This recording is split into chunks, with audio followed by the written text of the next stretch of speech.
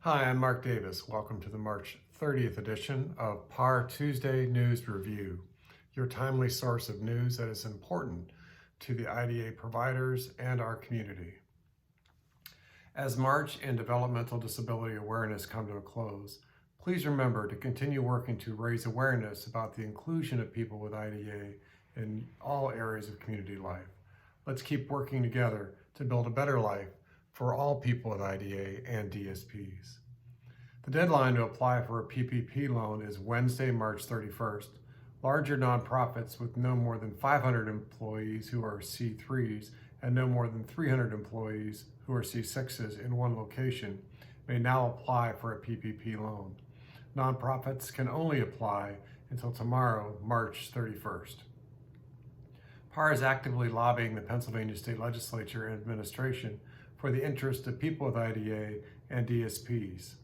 Last Wednesday, PAR met with lead staff from the Senate Appropriations Committee and Senator Brown's office to discuss PAR's request for $540 million in COVID-19 relief funding for IDA providers. Please contact your House and Senate members to ask them for the legislature's support of PAR's request. PAR and our partners, TPA, MAX, and the Alliance, are supporting the Level Up for IDA Act to improve value, increase efficiency, and reduce redundancy in the IDA system. Any savings resulting from these initiatives would be required to be spent on DSPs and the waiting list.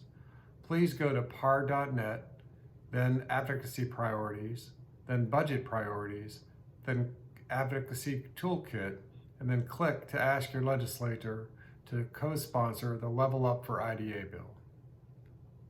Please follow PAR on Facebook and Twitter to check out and like our advocacy videos. Be sure to tag Governor Wolf and your state legislators.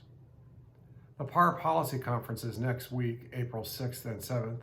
You'll not want to miss the impressive line of speakers, including Mary Sowers from NASD, Kristen Ahrens, the Deputy Secretary of the Pennsylvania Office of Developmental Programs, Representative Jessica Benham, Second Lady of Pennsylvania Giselle Fetterman, Representative Frank Ferry, the Chair of the Human Services Committee in the House, Senator Art Haywood, the Minority Chair of the Health and Human Services Committee in the Senate, Representative Angel Cruz, the Minority Chair of the Human Services Committee, Caleb Sisak, the Executive Director of the House Human Services Committee, Donna Martin from Anchor, Kathy DeCarmody from the Institute on Public Policy for People with Disabilities in Illinois, and Daisy Christensen with the CDC, and several other stellar speakers.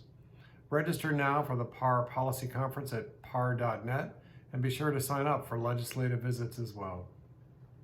Thanks for tuning in to PAR TNR. Stay safe, everyone, and we'll see you next week.